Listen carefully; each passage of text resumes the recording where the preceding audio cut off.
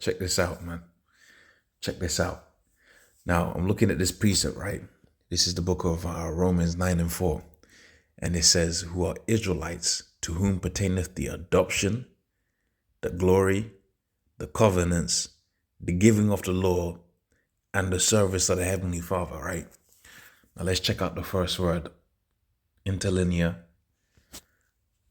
adoption. Let's check out that first word, adoption. Okay, and we check out the word adoption, right? See this statement here. Now, you should know this already. If you don't know this one, maybe you need to step up your video game, but you should know this one, right? So adoption, that relationship with the Most High was pleased to establish with himself and the Israelites in preference over all nations. Okay, read that again. The relationship which the Most High was pleased to establish with himself and the Israelites in preference of the other nation. Beautiful. Let's check out the cross reference, right? So check out the cross reference now.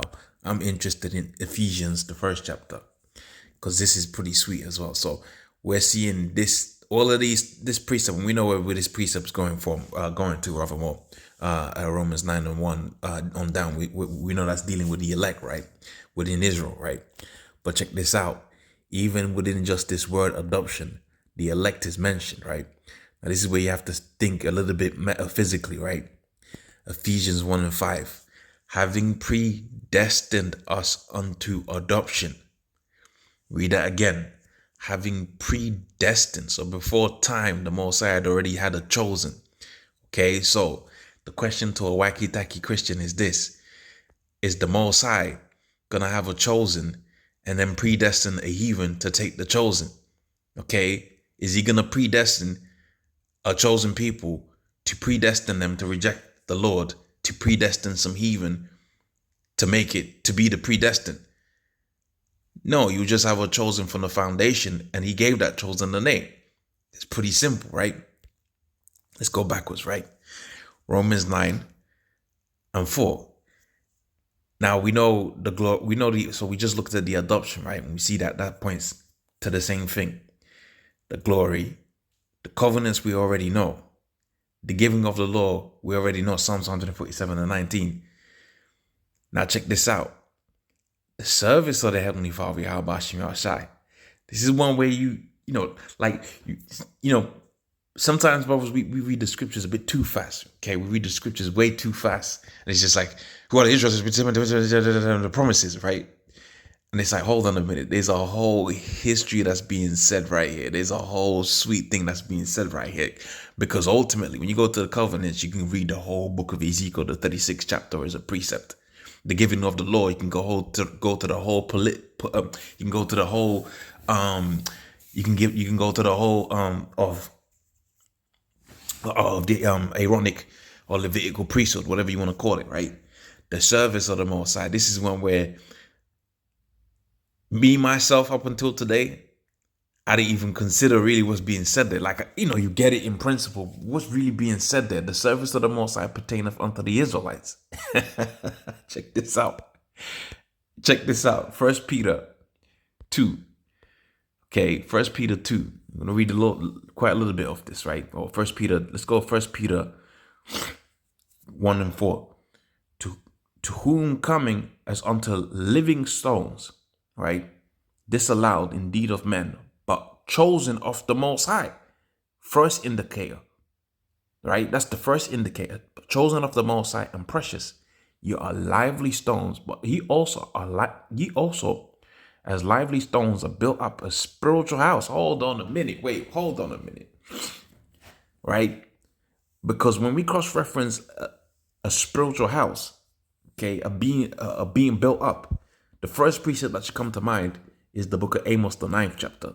Because the New Testament was a re-reference. Everybody should understand the New Testament was referencing the Old Testament. So what reference do we have for a house being built up within the Old Testament?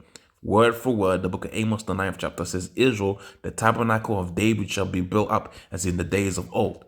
Okay, a holy priesthood, right? To offer up spiritual sacrifices, right? Acceptable by the Most High, by Yahweh Shai. That's the service of the Heavenly Father, Yahweh Shem Yahushai, the priesthood, right? Spiritual sacrifices, that's the service of the Heavenly Father, Yahweh Shem Shai. But check this out. Wherefore also it containeth in the scriptures, behold, I'll lay in Zion a chief cornerstone. So if a house is being built in Zion, who's the people that's in Zion? What do you call those individuals? But let me not stop there. He that believeth on him shall not be confounded. This is another quote. Okay? When we go to the book of Isaiah, the 45th chapter and the 17th verse, it says what? It says, within the book of Isaiah, the 45th chapter and 17th chapter, but Israel shall be saved in the Lord. You shall not be ashamed, nor confounded, world without end. Okay? But let's continue. But unto you which believe he is precious, but unto them that are disobedient, the stone which the builder disallowed, the same is made the head cornerstone, a stone of stumbling, a rock of offense, which even to them which stumble, and to the word being disobedient, wherefore they were appointed. Check this out. Check this out. But ye are a chosen generation. Well, hold on a minute. Let me just stop there a second right there. Chosen generation, right? I wonder what this word says. Now I'm just going to go a little bit off script now, right? Chosen generation, right? Electos, elect. We already know who the elect are. Chosen generation. I don't want to filter that. How do I get out of that? But I want to know what the word means. But ye are a chosen generation, right? Interlinear. Chosen generation. But ye are a chosen family. Kindred. Gene. Genos. You're a chosen gene. Who's the chosen gene? It's the Israelites. Right? But let's not stop there. But yeah, a chosen gene, family, a royal priesthood, a holy nation. So hold on a minute. This is dealing with one nation. A peculiar people is a specific term dealing with one group of people. Okay, a peculiar people is a term dealing with one group of people. That's not an all-encompassing term. That's specific to one group of people. You don't say everybody is peculiar. Peculiar means, the word peculiar means that it's non-standard. This is different from what is regular. A peculiar means if this is people, peculiar is the group of people, or rather more, the peculiar people is the group of people that's strange out of them. Peculiar, and it says a holy nation. So this not only is this a nation of people, a race of people, it's a peculiar race of people, which goes back to the book of Deuteronomy, the 7th chapter and the 6th verse, man. Man, these scriptures is beautiful, man. These scriptures is beautiful, man. That you should show forth the praises of the Most High, of whom ye have called out of darkness into the marvelous light, right? Which in time past was not a people, but are now a people of the Most High. Now you might go, oh, woo. Nah. Hosea, the 1st chapter and the 1st verse, ye are not my people, but in the land where it says unto you, you are not my people, there it shall be said unto you, the children, sons of the living power.